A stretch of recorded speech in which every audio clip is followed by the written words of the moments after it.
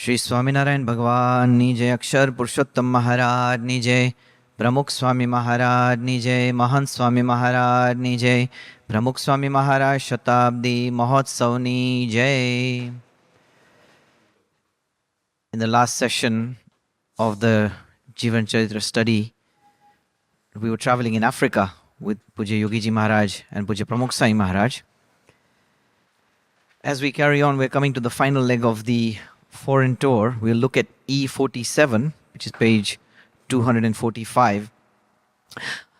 Mahant Sai Maharaj would often, there's a very nice incident in this part where Pujya Mahant Sai Maharaj would often talk about this one. It's a very humorous incident that took place. Now, after their vichran in Central Africa, Yogiji Maharaj and all the other sadhus were now traveling back to Mombasa. And along the way, they visited Dar es Salaam, Morogoro, Dodoma, Tabora, Mwanza, Bukoba, Kampala, Tororo, Gongera, and Masindi. And while they were traveling to Masindi, Yogiji Maharaj was supposed to travel by car, and the driver was Narayan Singh. It was his car that Yogiji Maharaj was going to travel in. And he was a Sikh Haribhakta. Pramukh Swami Maharaj and Vinu Bhagat, they were also accompanying Yogi Bapa in the same journey, in the same car. Now, Narayan Singh was a Sikh Haribhakta who lived in Masindi. And many of us may have heard an incident where in 1963, he had traveled to India for a Panch Tirthi and was traveling in the region of Saurashtra. And after doing the Panch Tirthi, he came for Yogi Bapa's darshan. And he was supposed to fly back to Kashmir. But Yogi Bapa then requested him to stay back. Now, Narayan Singh had already made the plans, the tickets were booked and everything. Yet, because of Yogi Bapa's agna, Narayan Singh decided to stay back. He didn't want to, but because it was Yogi Bapa's agna, he decided to stay back. And it just so happened that the flight that Narayan Singh was supposed to take to Kashmir, that flight crashed. And unfortunately, no one survived in that plane crash. But we've heard of this incident many times. So this is the Narayan Singh that we're referring to over here. Now, during the journey, Narayan Singh was driving Yogi Bapa. And while they were driving to Masindi, Yogiji Maharaj noticed all the farmland.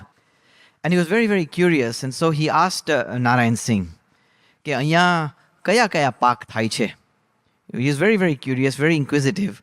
And so Yogi Bapa then asked, "Ke anya kaya pak thai che?" Basically, what type of crops are cultivated over here? Now, the word for crops is pak. So that's the Gujarati word, is pak for crops. And so Narayan Singh must have misheard him. And so he said, "Ke Swami, there is a national park over here with lots of lions and elephants and many other wild animals over here." Yogi Bapa didn't say anything.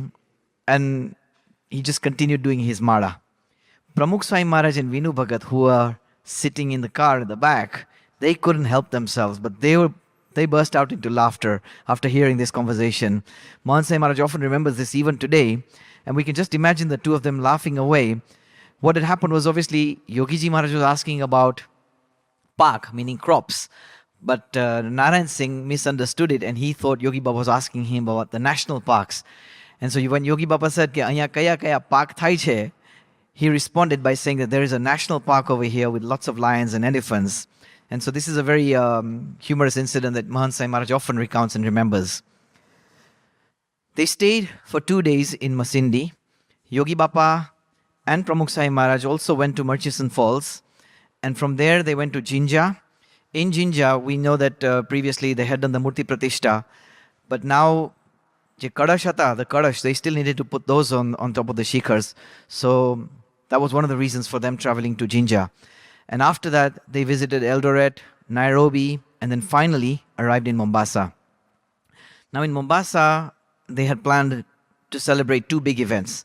One was Yogiji Maharaj's 69th birthday celebrations, which was on the 22nd of May, 1960. Again, a huge honor to have an opportunity to celebrate the Bragat Satpurushi's birthday. And so they made a big festival over there as well at that time. And the second event was a Satsang Jivan Charitra Abhyas, which was conducted by Pujya Pramukh Swami Maharaj. Yogiji Maharaj and Pramukh Swami Maharaj also gave labh because they went to Bamburi beach and also they swam in the ocean as well. Many people have seen, and who have traveled with Pramukh Swami Maharaj have also experienced this labh as well. From Mombasa, the group then went to Moshi, Arusha, Nakuru, Elbagan, Kisumu, Kericho, and then finally back to Nakuru before they finally reached Nairobi. Now, the 7.5-month tour was an incredible tour because, it was now coming to an end, but for 7.5 months, all the Hari Bhaktos had taken immense labh of Pramukh Swami Maharaj and Yogiji Maharaj. What your tewali furai kabisa. They were very, very happy. But now it was time to say goodbye, time to say kwaheri. And it was a very emotional moment at that time. But this was going to be, they had a farewell ceremony which was celebrated in Nairobi on the 9th of June, 1960. This was the second international tour that the Santos had made, and a huge impact had been made. Everyone was very, very pleased. Obviously, this was the first time that Pramukh Swami Maharaj had made the international tour. But the purity of the Santos, of Yogi Bapa, of Pramukh Swami Maharaj had really touched everybody. They had inspired so many Hari Bhaktas. They had introduced them to the path of satsang. Yogi Bapa's divine persona, his life of spiritual purity, Pramukh Swami Maharaj's very calm and serene personality had left a lasting impression for so many Hari Bhaktos. Puja Mahan Sai Maharaj and Puja Ishwar Charan Swami, often when they came to London last time, they would often engage with all these Hari Bhaktas. The Hari Bhaktas that they had met in this trip, 1959, they still carry forward to them. They still carry those memories with them even today. So we can imagine what an incredible tour it must have been. It was very, very hectic. And we can imagine with Yogi Bapa's age, the rest of the Santos were pretty much younger. Pramukh Swami Maharaj, Mahan Sai Maharaj, Puja Ishwar Charan Swami, they were all very young at that time. But Puja Yogi Bapa, considering his age, it was a very hectic Vicharan. We know that they traveled to so many centers almost 3 to 4 times for 7.5 months without carrying any of their bodily comforts. But they held on to their niyams and had introduced the Akshar Purushottam philosophy throughout their trip in Africa through this tireless Vicharan. Now the Vicharan had come to an end. They had covered almost 20,000 miles and blessed over 103 villages and cities at that time. Yogi Bapa and Pramukh Swami Maharaj, then finally they departed the land of Africa. It was time to say kwaheri. Eventually they get to India.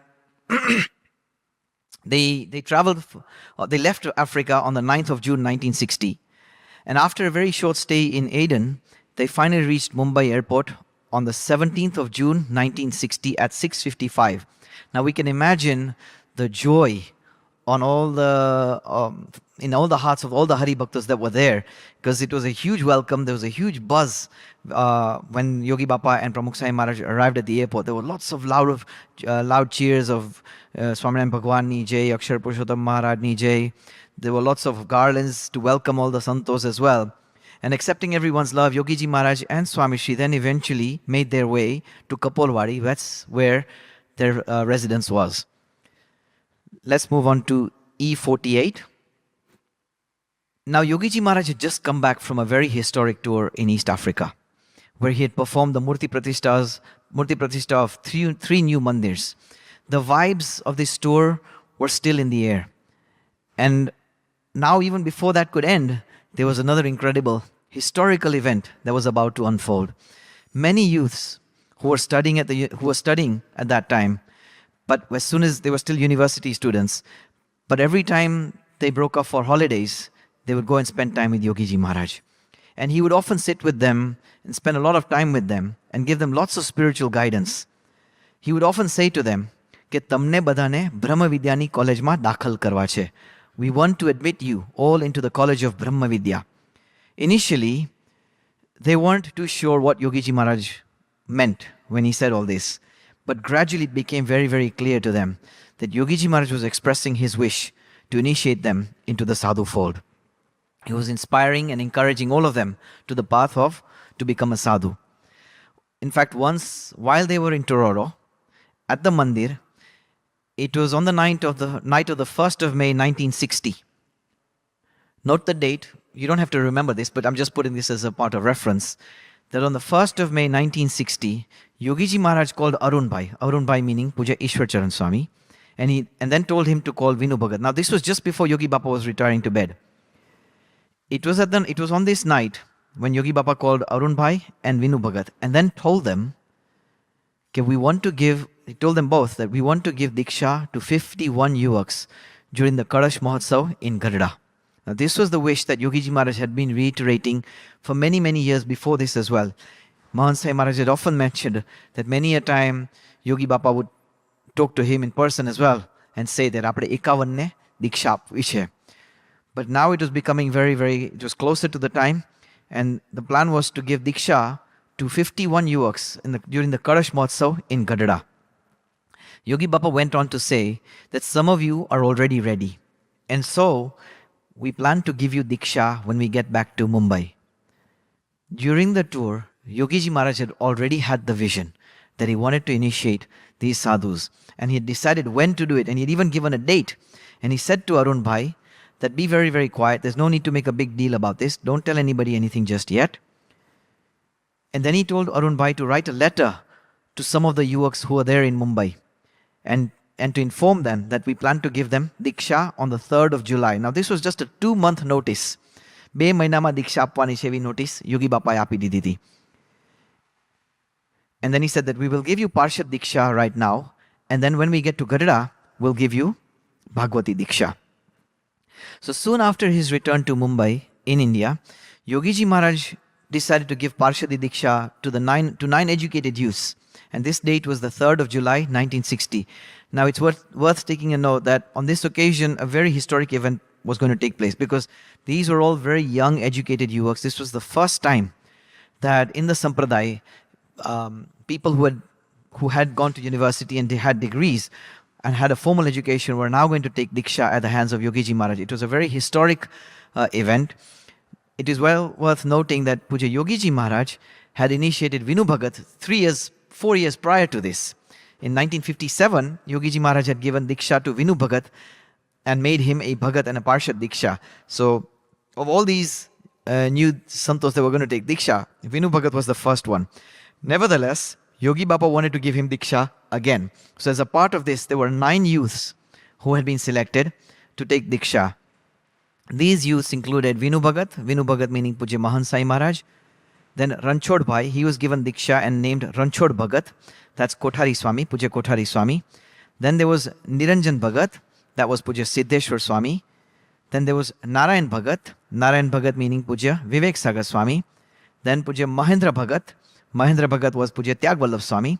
Tyagvallabh Swami was originally from Africa, but in 1956 or 57, he had traveled to India for further education, and then Yogiji Maharaj had encouraged him to also take Diksha. So Mahendra Bhagat. Then there was Anupam Bhagat. Anupam Bhagat was Puja Bhagwat Priya Swami. Then Puja Madhu Bhagat. And then Puja Suryakant Bhagat. Suryakant Bhagat was Niranjan Swami. And then there was Arun Bhagat. Arun Bhagat meaning Puja Ishwar Charan Swami. So 9 of these Yuvaks had taken Diksha at the hands of Yogiji Maharaj on the 3rd of July, 1960.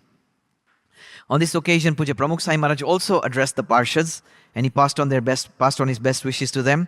And he also mentioned that by giving Diksha to these Yuvaks, Yogiji Maharaj has planted very deeply rooted the foundations of Akshar Purushottam Sanstha to the core of the earth. He was very, very excited, Pramukh Swami Maharaj as well. So on this historic occasion, Pramukh Swami Maharaj then conducted a Satsang Jivan Parayan. Yogiji Maharaj blessed all these Yuvaks and shared words of wisdom with them as well, and eventually instructed them all to go to Ghatkopar. That's where they were going to stay, and that's where they were going to study. Yogiji Maharaj at the same time requested Harshad Bhai Dave to look after all these newly initiated Parshads. And then eventually he called Vinu Bhagat. And when Vinu Bhagat came by, Yogiji Maharaj said to him, Have Raja Apo. As in, please give me permission. So Vinu Bhagat was very surprised. And he asked Yogi Bapa, permission for what? It's at that time when Yogi Bapa revealed what he was going to say. And he said, Swami, and Yogi Bapa then said that I don't want to leave any of you at all. But now I have to take leave. Yogiji Maharaj was asking permission to leave. He was hinting to all the Santos and all the Parshads and to Puja Vinu Bhagat, Puja Mahan Sai Maharaj, and asking for permission to leave. Everyone was very shocked and very saddened because now they were going to leave and Yogi Bapa was going to, move on in his Vicharan. But for Vinubhai, it must have been a huge shock, because Vinubhai had traveled for 4 years every day, had spent every day for the last 4 years with Yogiji Maharaj, and now it was time for them to separate. So it must have been a very emotional parting for them as well. So this was the incident that took place over here. Let's move on to E49. Now, after arranging the facilities for the new Parshads to stay in Ghatkopar in Mumbai, Yogiji Maharaj then departed for Gujarat. Welcome programs had been arranged wherever he went. This included places like Vadodara, Ahmedabad, Rajkot, Surendranagar and Anand. Even in the smaller villages like Sarangpur and Karida, events like this were organized. And Yogi Bappa had kept Swami Shri with him all the way. So Pramukh Swami Maharaj was now with him in all the places that they were traveling. In Anand, Pramukh Swami Maharaj had conducted a Satsang Jivan Parayan. Now, following all these welcome assemblies, Yogi Bappa then eventually arrived Gondal. Now, Gondal was Yogi Bappa's favorite place. And in Gondal, Yogiji Maharaj then once said, in one of his kathas, he was highlighting and talking about the mahima of Puja Pramukh Swami Maharaj. And he said a very nice thing. He said, everybody, we should all become a dhani. We should become an owner, become a dhani and take responsibility of all our sevas. We should all become all-rounders. Badi seva ma apne jodai javanu. Whenever a devotee comes, whenever a devotee came, even if Yogi Bappa goes on to say that whenever a devotee came, even if a sadhu had kept food one side for him, if a sadhu had left some food for Shastriji Maharaj, Shastriji Maharaj would willingly give away that food even to that Hari Bhakt. And then Shastriji Maharaj would eat whatever remained. Yogi Bappa says, we too had followed this in the same way as Shastriji Maharaj did. And then he goes on to say that Pramukh Swami Maharaj does the same thing. Pramukh Swami Maharaj is very, very happy when Hari Bhaktas are fed, and when they're fed with good food. And then he will eventually eat whatever is left over. And many Hari Bhaktas have seen this, that Pramukh Swami Maharaj would often do this. All the good food that was there, he would give away to all the Hari Bhaktas and all the Santos and wouldn't even let them know. We know that in our earlier sessions, Puja Mohan Sai Maharaj had said one of his incidences while he was still a yuak and he was traveling with Yogi Bappa, with Pramukh Sai Maharaj, and he had spent a few days in Amliwali Port, and he mentioned how Pramukh Sai Maharaj would actually do all the cooking, and Pramukh Sai Maharaj did all the cooking and would feed all the Santos as well at that time. There was only 3 or 4 of them. Nevertheless, Pramukh Sai Maharaj would make rotli and give all the rotli to Puja Mohan Sai Maharaj. Mohan Sai Maharaj often remembers this prasang, and he was very touched by that, because he said that Pramukh Sai Maharaj, there were no rotlis left for Pramukh Sai Maharaj to eat. All he would eat was a little bit of dal and bhat. Little did he realize that Pramukh Sai Maharaj had given all the food to Puja Mohan Sai Maharaj. So Yogi Bappa would often remember that how Pramukh Sai Maharaj would always make this kind of a sacrifice. And everybody loved listening to Yogi Bappa talk about Pramukh Sai Maharaj so highly. From Gondal, Pramukh Sai, let's move on to E50 now. So from Gondal, Pramukh Sai Maharaj went to Botad and eventually to Mojidad, where he had conducted parayans over there. Eventually, he made his way to Sarangpur to celebrate the Unkut festival. This was the normal place where Pramukh Sai Maharaj had always celebrated the Unkut festivals all the way till 1970. That was the last time when Pramukh Sai Maharaj celebrated Unkut Utsav in Sarangpur. Until then, all the Unkut festivals were celebrated in Sarangpur. And as usual, Pramukh Sai Maharaj was very much involved and engaged in making all the arrangements, arranging all the food items, setting them up, filling them up, distributing all the dishes, calling all the confectioners just to help make all the food as well. And after the festival was over, Pramukh Sai Maharaj would also go out and travel to all the nearby villages to distribute the prasad. We can imagine Pramukh Sai Maharaj was only 39 years old at that time. Very young, very energetic. But as soon as they've landed to Mumbai, straight away the travels had started.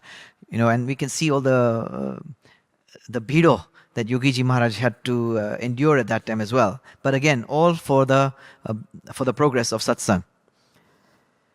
On New Year's Day, Pramukh Sai Maharaj had received an invitation from Kothari Prabhudas to visit the Hanuman Mandir in Sarangpur, which was across the BAPS Swaminarayan Mandir.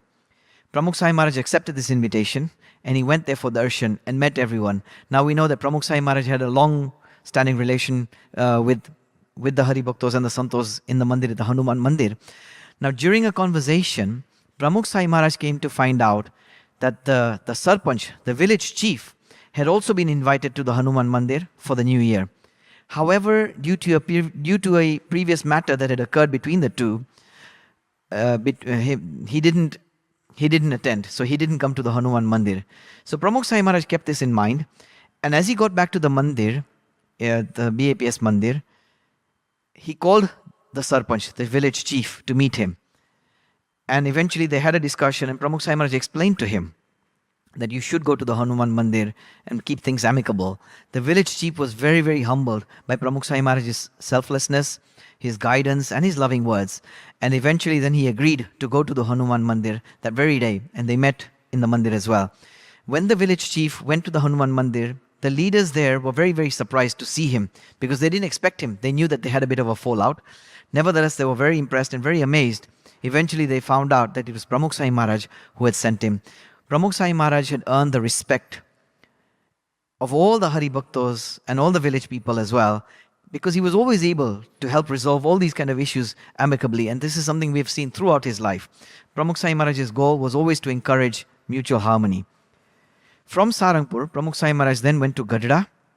From there, he went to Ahmedabad, and after celebrating Prabodhini Ekadashi on the 31st of October, they eventually went to Vartal, Gajera, and eventually to Bochasan, where they were celebrating the Kartik Punam festival.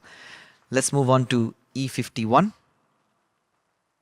Now, during the months of November and December in 1960, Yogiji Maharaj had organized a special pilgrimage, a special yatra for Hari Bhaktos to visit the places of pilgrimage in Saurashtra and Rajasthan.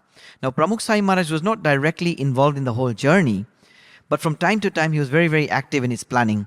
Yogiji Maharaj would often encourage Pramukh Swami Maharaj.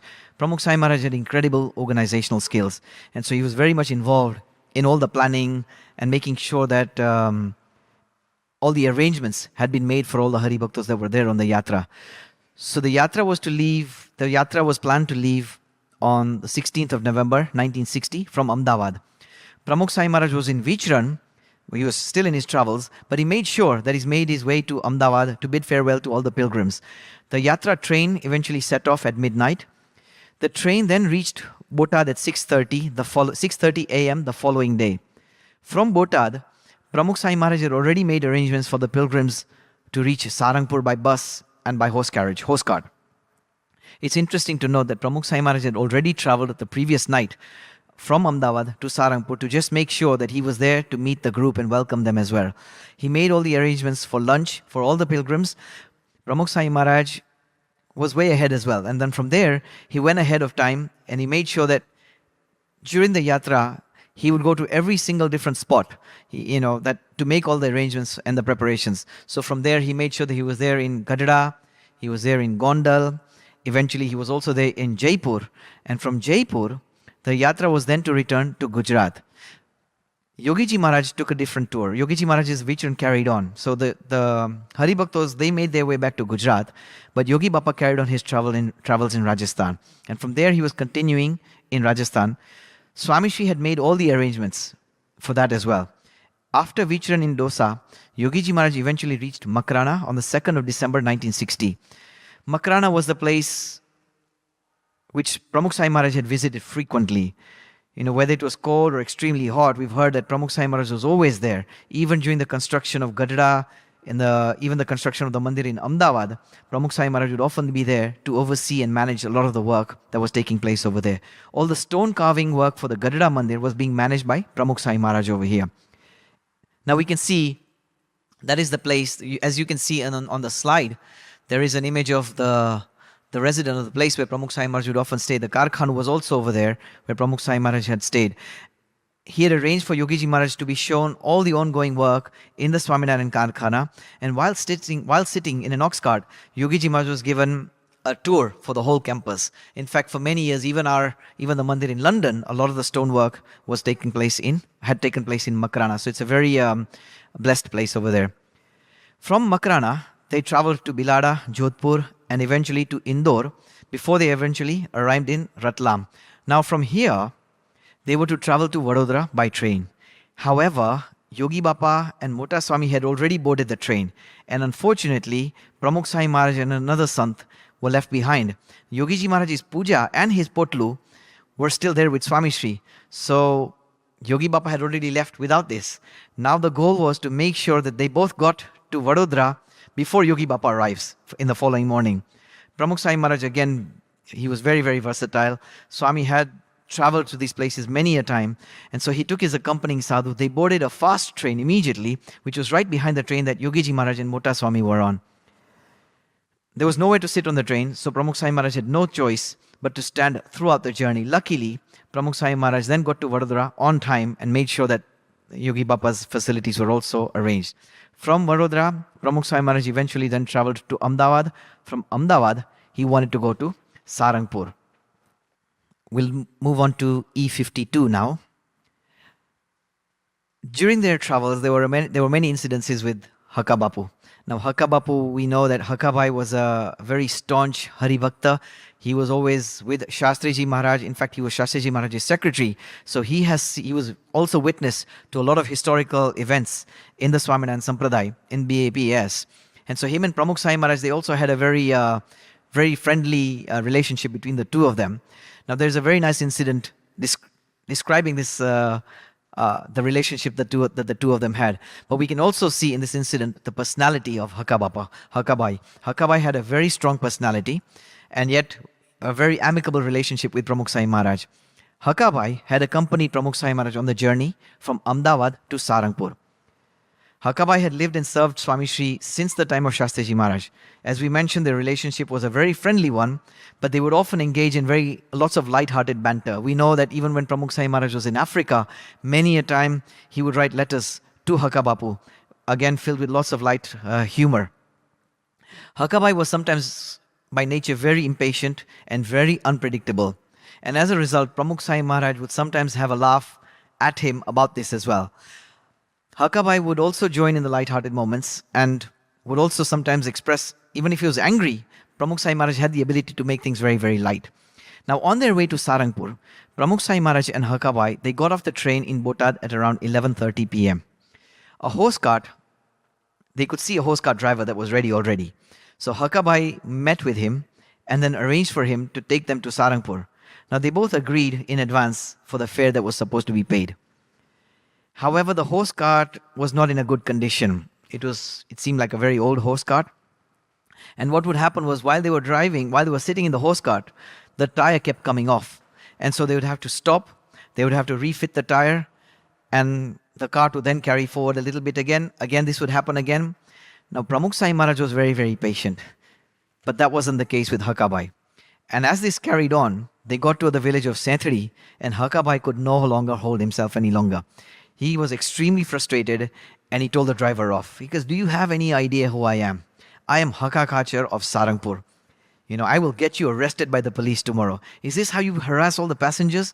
What do you think you are? He was very, very angry and he said a lot of strong words to the driver. The poor driver kept apologizing. But as the night wore on, Hakabai's patience he finally ran out. And eventually he stopped the cart. He removed all the luggage and the baggage and the potloos and told all the santos to get out. And then he told the cart driver, he says, I want you to leave immediately. We're not going to pay you. You carry on your own way. Pramukh Swami Maharaj is trying to calm the situation down. And he told Hakabai, at least pay the driver the fare that he has for bringing us all the way over here. You can't just let him go. But Hakabapu was in no mood to listen to anybody. And so he just ignored Pramukh Swami Maharaj and he was very adamant. He says, no, we're not going to pay him. Let him go. And just at that moment, another cart was passing by. Now this cart was on its way to Barwada. So then Pramukh Swami Maharaj suggested, well, let's sit in this cart. So Hakabapu then agreed. And eventually he spoke to the driver and they loaded all the luggage onto the new cart. Pramukh Swami Maharaj reminded Hakabapu to make sure that to give the other driver at least 1 rupee. But Hakabapu refused and he sent the driver off without any payment. Everyone sat in the horse cart. Remember, Hakabapu was much older than Pramukh Swami Maharaj in age as well. We can see the image of the two in the slide. Now, everyone sat on the new horse cart. Their journey to Sarangpur then began. And during the journey, Hakabapu started to sweet talk the driver. He started talking to him about how fortunate he was that to have sadhus in his horse cart like this, and this was never going to happen again. He was very, very fortunate to have something like this. He says, you're going to get the blessings of all the sadhus, and everything will work very smoothly for you from now on. So Hakabapu was sweet talking. They finally got to Sarangpur and they stopped outside the mandir. Hakabai then thought to himself, that as he has spoken to the driver, about the greatness of Pramukh Swami Maharaj on all the santos, the driver would not ask for any money. Now remember, these were the times of difficult times. Money wasn't easy back then. Even in the Sanstha, we didn't have much money at that time. So Hakabapu was trying to get a free ride, basically. But as soon as they got off the cart, the driver then immediately asked for the fare to be paid. And Hakabapu wasn't expecting this, so he lost it. He got very angry, and immediately he started arguing again. He says, "Well, we hadn't agreed on a pay or a fare. In fact, you're the one that should be paying us. That you have such great sadhus sitting in your cart." He's turning the tables around, and hearing this, the driver got even more angry. He says, "No, you have to pay, and only then will I let you take the luggage off." So now he's not letting them take the luggage out of the car. Pramukh Swami Maharaj, he felt that the matter would get out of hand. Immediately he instructed Hakabapu and he said, "Darbar, why don't you just pay the fare?" And Hakabapu then countered by saying, "Look, why is he asking for money? We never decided on a fare." And he goes, I don't plan to pay him even 1 paisa. Eventually the driver snapped and he says, "Look, you better pay me 6 rupees. If you don't, you're not taking the luggage out." Pramukh Swami Maharaj then tried to calm the situation down. Eventually he told Hakabapu, "Why don't you just pay him something?" Yeah. And, first of all, you didn't pay the other driver, and now you're trying to con this one as well. And guess what? Because you didn't pay the other driver, you're reaping the consequences of this. But despite Pramukh Swami Maharaj's pleas, Hakabapu, he just felt that he was correct and he refused to admit any defeat. Ultimately, they finally came to an agreement. Eventually, Hakabapu had to pay 4 rupees instead of 6. But both the driver and Hakabapu felt that they'd both won the battle. But this was and then they separated. They went on their separate ways. But these were some incidences that took place. So there was a bit of humor, a little bit of banter in this as well. So this is the chapter that we're finishing over here. We've come to the end of this session. Swaminarayan Bhagwanani Jai.